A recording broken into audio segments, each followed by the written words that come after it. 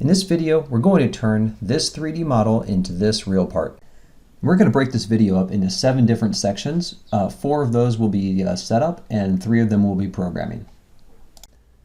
And we're going to do it using this vertical machining center along with the 4C software. And this is the starting stock we're going to use and the tools that we're going to use. We'll use a Renishaw probe for XYZ finding 0, facemill, just kind of like an octagonal inserts. And this is an insert cutter that's good for side cutting. This is kind of a long 3-flute end mill and a center drill and a drill. Okay, so one of the early steps you have to do, one of the first steps, is setting up all your tools. And you've got to get them in the software, the definition, so that's like the diameter and the protrusion length and that sort of thing, and the holder if you care about that. And then you also have to set up the tool length. And the tool length is really important. It's not just like, tool length that's this right here or anything like that. It's a number that tells the machine how far the Z has to go down so that the tool is on the table of the machine. And you can actually set up any surface. You can actually make your standard that all of the tools touch here, and that's your common datum. But typically the table is used. But it's sometimes really hard to get down to the table, so that's why we have this thing right here. At least that's what we use in our shop. And so this is 6 inches. This is 2 inches, so it's a total of 8 inches. Okay? And this is a nice little gadget where you push this down, and right when you're on 0, that's exactly 2 inches, or with the 246 block, it's 8 inches. So that's how we're going to pick up all of our tool lengths. It has to be a really precise number. So I actually have all of these tools set up in the software already as far as the diameter and all that sort of thing, and the length, except for this one. This is a new tool I haven't used for a while in this machine, so it's not set up. So I'm just going to show you the process of setting this up. In order to create a tool, the first thing we do is change over to our Table of Tools tab, and then we click on the Insert Add tool. That will add a new tool to the bottom of our list. Unless we had another tool selected, then it will insert it before. So we have a new tool 62 here. We'll double click on that, and here are all the properties for this new tool we're creating. From here we would just go through and fill in all of these properties, and then we can start using our tool. So we'll just give this a name that we can find and we're familiar with. We'll do a 50mm insert cutter. Okay, and the diameter that I've measured across the width of the inserts, and this is also on the side of the tool. This is an exact dimension of 50mm. Okay, so then we're going to jump down here. We'll come back to some of these here in a little bit, and we're going to change our type of tool to an insert cutter. And now this is very important. If you leave it on flat end mill, it's going to calculate feeds and speeds differently than if we do an insert cutter. So the type of tool is very important to get right. And we definitely have carbide. This is also very important to get right. Number of flutes is 4, that's correct. Flute length here, this is basically the height of the cutting surface. So if you have an end mill, it's the length of the flutes. If you have an insert cutter, this is the height or the length of the inserts. And I know these are 16mm length inserts. In the protrusion here, if we have an end mill instead of an insert cutter, this is basically how far the tool is sticking out of the tool holder. Okay, so we'll just go ahead and insert a number, say 75, something like that. And now a holder, you can just kind of pick any of these that are close. We actually do have exact part numbers here, but typically you're just going to pick one that is the closest to what you have. So we'll just pick this one. No, that's an ear 25. Let's do this one right here. Okay. And then we're going to come down here. We can skip through all of these for now, and we'll come over here and set up some tool heights. So our first height here is 16 because that's the length of our inserts. So we'll go ahead and do that. And that's also going to be 50mm. So we're basically setting up different heights and diameters on the profile of the tool, so we just get a graphical representation, and this is actually used in some places in the software. So let's insert another one, and we're just going to kind of guess here a little bit. We'll do 25 for the height, and we'll bring this into 35. Okay, so now we get something that looks like that, right? Let's go ahead and make another one here, and we'll make this maybe 50. And then we'll insert another one. And we'll make the height over here, say maybe 65, and we'll go back out to 45 on the diameter. Okay, so we get something like that.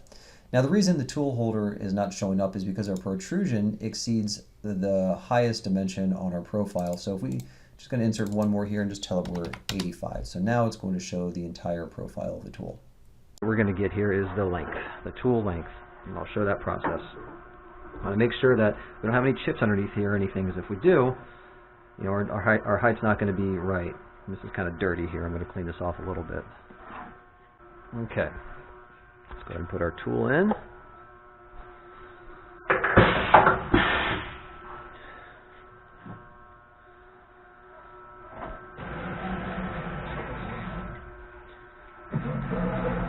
Now everything I'm going to do is in metric. Okay, I'm going to use the part is kind of programmed more for a metric style machine, so I'm going to program the feeds and speeds and the dimensions and everything like that all in millimeters. We've got some issues with that, and this is 8 inches. That's not a nice metric number. And our tool, like this is a 3/8 tool, so we're going to be switching back and forth a little bit. We can't work all in metric, unfortunately. So it's a little bit confusing, but I'll try to keep it as simple as possible. So what we're going to do is just bring this down. So we end up with something like, you'll see the dial move here in a second. Okay. So right now, the bottom of that tool is exactly, relative to the table, 8 inches off. Okay? It's 8 inches above that, and we know that's a good solid number. Okay? So, let's go ahead and close down our window here. Unfortunately, we've got to turn off metric because this is an inch measurement. We actually could do the conversion ourselves, but we're not going to do that. We'll just use the software. So come back over here to our tool. It's the same tool that we were working with before. And we're going to say Get Tool Length Compensation. Now this touch-off height is that 8 inches, right? 2 inches is kind of a common number, so it defaults to 2, but in this case we're going to make it 8. Okay. So that's good. That's pretty much it. And like I said, we've done this process with all of our other tools, so I'm not going to keep going through and do all this. Now, one other thing I'm going to show here is how we get the tool into the tool changer. It's pretty easy. We just click on the tool that we know we have in the spindle, and we say Load ATC. And now it says which pocket number we want to put it into. And we don't really have to worry about this too much. As long as we don't have anything mixed up in the pockets on the side, we can just hit whatever it has suggested to us because it knows what's empty, and it's only going to pick. So now we're just going to go ahead and load the rest of our tools.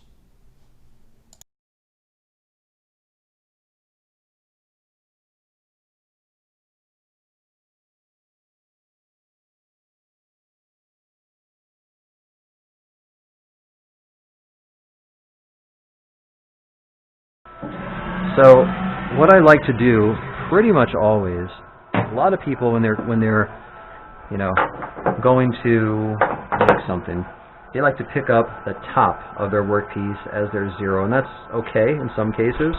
I always prefer to pick up the bottom, right? So whatever your part's going to rest on is where I pick up my 0, and then everything you're working on is plus in Z from there. Okay, so I find that that's just a more consistent way. You always get your depths right, and it's just, you end up making more accurate parts, is what it really comes down to. Okay, so let's bring this over, and just on any of these kind of flat areas, we're just going to move it over. And I can actually move the 1, 2, 3 blocks, so that's good right there. So what I'm going to do is click on Probe Auto Center. Okay, and my probing routine, instead of inside diameter, I'm going to change to depth. And I just hit OK. And now the probe is going to go down and touch off. Okay? So now I can just double click on Z0. That's my 0 right there. Okay? So that's good. So let's bring the Z up. And now let's do the same thing but in Y. Okay, so we're just going to leave it right there.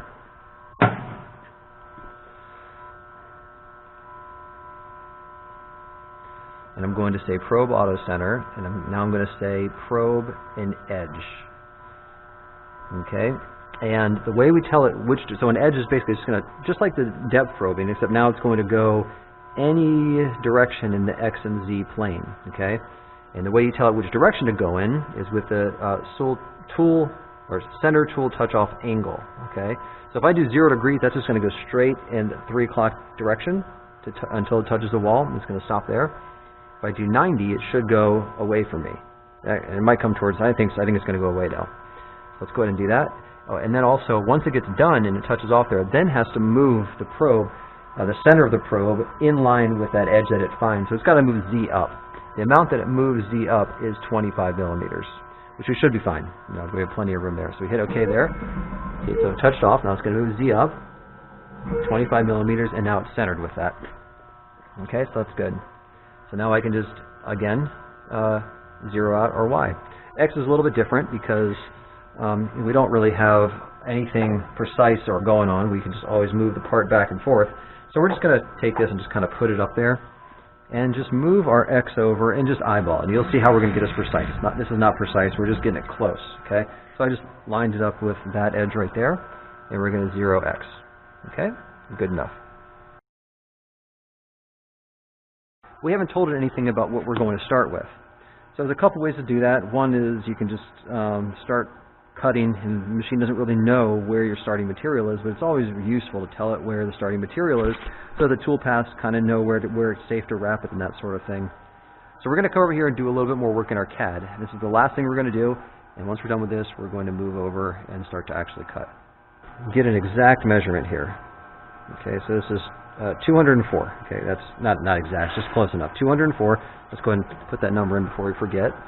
So we'll do create solid primitive, and in the X we have 204. Okay, so we're just making a box right now, basically. Right, you can see that. So now we're going to measure in Y. We'll do 101.7, I guess. 101.8 maybe. 101.8. Okay, that's good. And now in Z.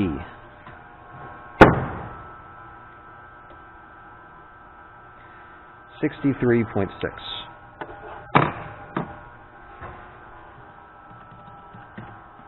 Okay. So that's the starting material we're going to use. Now you can see these are not lined up, right? So what I'm going to do is insert what's called a transformation. It's not as scary as it sounds. You hit add offset. And we're just going to move the X over, again, just to kind of eyeball it. So we're going to move this over, say, -100. And that's a little bit too much, so we'll do -90. And move it a little bit more, maybe -93. Okay, something like that. That's good enough. Let's do a little less. Let's do -92. Okay?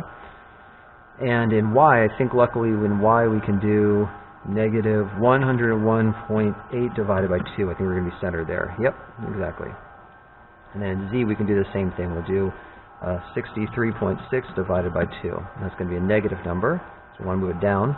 And all we're trying to do here is just center our starting stock with where our part is. Now, I explained before, this material is not thick enough to cut this whole part out, right? So we're going to actually just move this up another 10 millimeters, and we just want it to barely cover that top. Let's turn this off and see. So we're going to right-click and say Set as Starting Stock.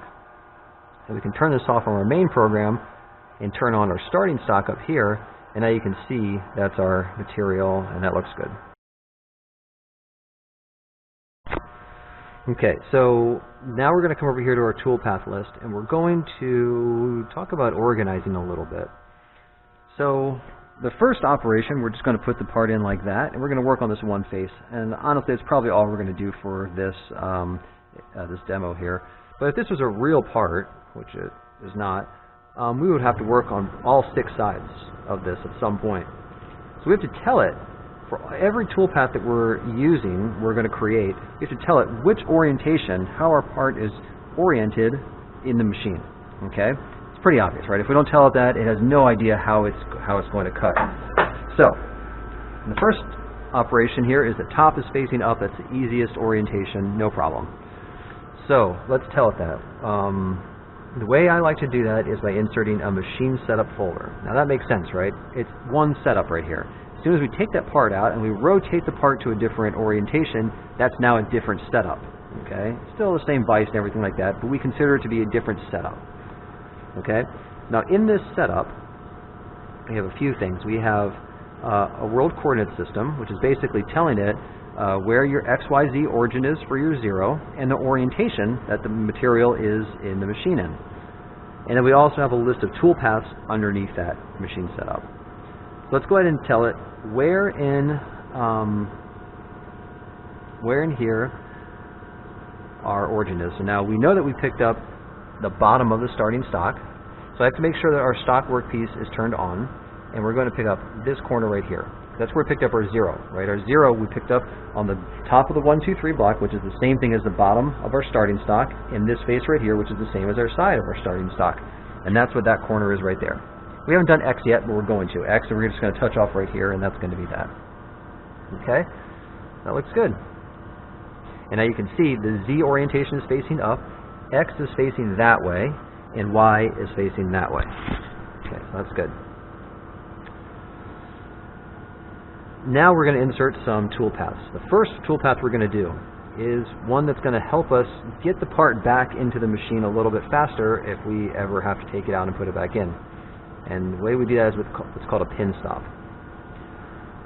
And here we're going to select a chain. Now this chain is going to be our starting workpiece because we haven't cut anything on this side yet, right? So this is actually our starting workpiece. And kind of see we have a toolpath here that goes right to where our starting workpiece is, and then it just drops down a little bit. We're going to change the end cutting height to go down by, say, 25 millimeters. I'm just going to do something like that. Okay? So, now we can hit cycle start. This is kind of a real toolpath. This is not going to actually turn on the spindle or cut anything. It's just going to grab our pin stop and then move into location. I'm going to keep my hand by the E-stop in case I mess something up. Oh, we're looking good. Okay, that's good right there. So now we can just take this and move it right up against there. And we just kind of want to make sure that we have enough material and we're in a good place to actually take some real heavy cutting, okay? That's good. Now we're going to tighten this thing down, make sure up against there, tighten this thing down. And that's our X0. Okay, now it's telling you to please place your part in the vise and press OK. Okay, toolpath number 1 is done. Now what I'm going to do is just comment out that pin stop, right? So now, when you comment something out, it shows up in kind of a reddish color there. And now if you hit cycle start, it doesn't run that, it doesn't show up in the graphics and all that sort of thing. Yeah, so that's good. So now we're going to actually put in a real toolpath that turns on the spindle and does some cutting. Okay, so now we're going to insert a facemill, and we're going to tell it we're using the 50 millimeter octagonal. Okay, that's the one that's really good at facing. Okay, so the chains to machine. Now, what is it that we're machining here? We're not really machining anything relative to our part yet. We're going to go down to the depth of our part, but in X and Y, we're machining the starting stock. So I'm going to click the starting stock back on. It turns off occasionally, and I'm going to select that top face up here. Okay, and that top face is the starting stock. And if I just tell it to cut the starting stock, it'll do that, and it's really not going to cut anything. It might skim the surface a little bit, but it's not really going to cut anything. Okay? But we actually want it to cut down to the depth of our part, right? So we're going to say the end cutting height, we're going to select some geometry here. Instead of the chain that we selected, with the chain is the top surface, we're going to tell it we're going to go down to a geometry selection, and that's going to be this face right here. Well, that's it. Now we can press cycle start and actually start cutting something here.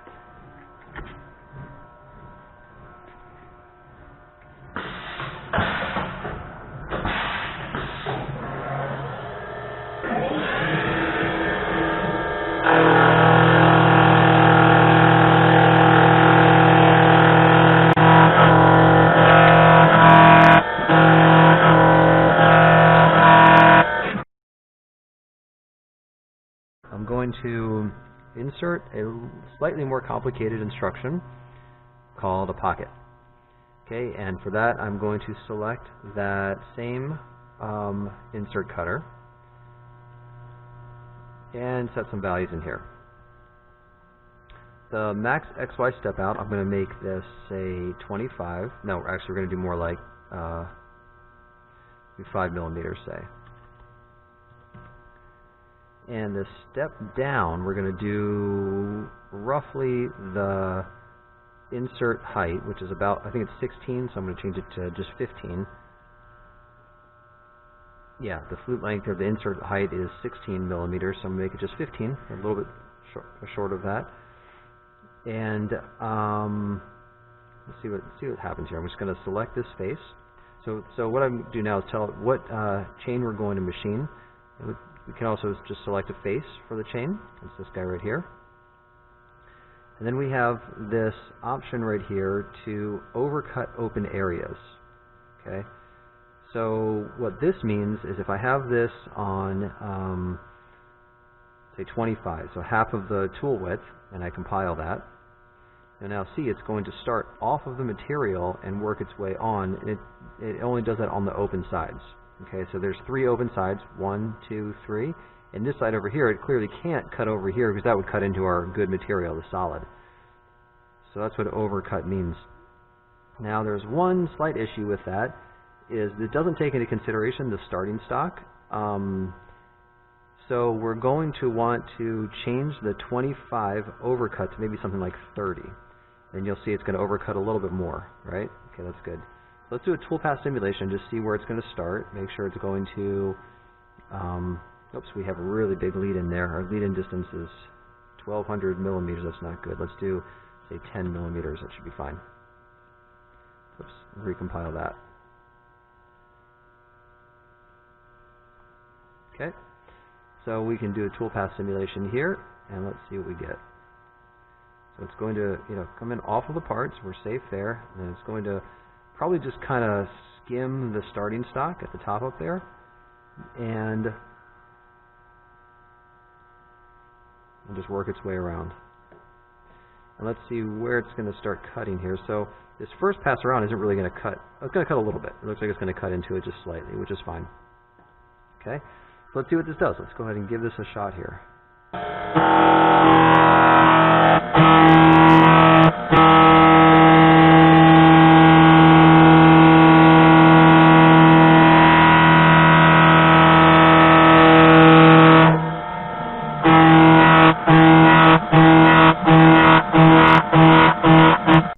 So now I've stopped the machine after the first of the 3 cuts, just to inspect the part. Now we're not going to go all the way down to depth. We're going to stay up 2 millimeters from the final depth. And since we've cut one of the 3 passes, we're also going to lower our start cutting height by 16 millimeters, and then it'll just cut the 2 remaining passes. Okay, that looks good. Let's give this a shot.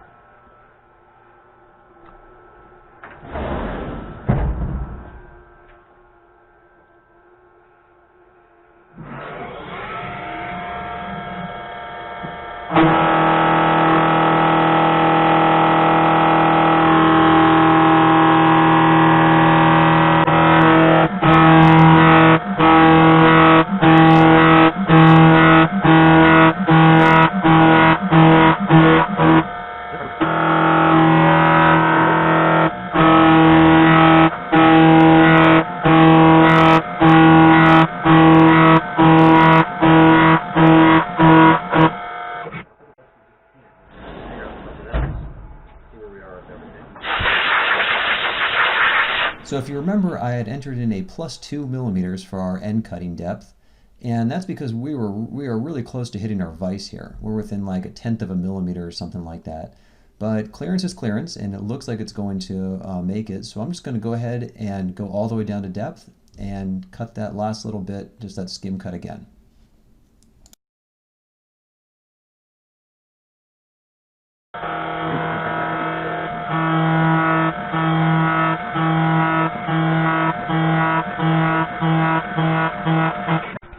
Okay, so now what we're going to do is, since we got down to depth there, we're going to tell it we're starting at 0 again, And so now it's going to do all the cuts, but this time we're not going to tell it to pocket, we're going to help it to just do the cleanup only. Okay, so that's just going to do the last finish cut.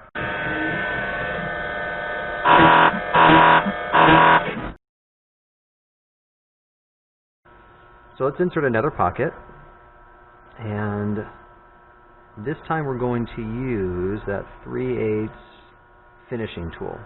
Okay, we're going to cut out this slot right here with an end mill. So let's just click on the change to machine and this guy right here, and I'm going to do something a little bit different this time. I am going to change the overcut open areas to 5 millimeters, which is roughly half of the tool diameter. Let's just see what that gives us. Okay, so that's kind of okay. It's going to start from this side and work our way over here, which is okay. Really nothing wrong with that. I might just go ahead and run that. Another way I can do it is tell it we want to start on this side instead, since I know I've machined that. I know exactly where that wall is, where I don't know the starting stock exactly. So let's go ahead and see what this gives us.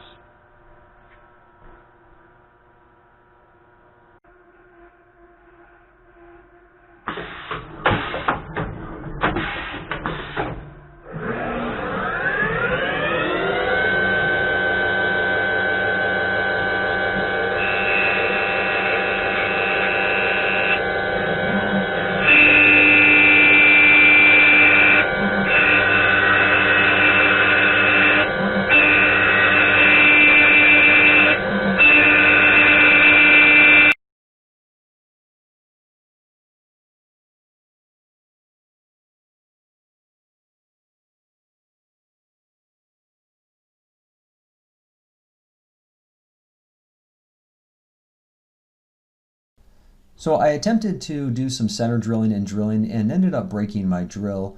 I don't really have the right tooling, and I'm trying to do this without coolant so I can record video better. So I'm going to just skip ahead of drilling for this video, and I'm going to cover that in another video for right now. And I'm just going to go ahead and skip ahead to do the counterbore cutting with the 3/8 end mill again. Okay. So let's go ahead and insert a pocket.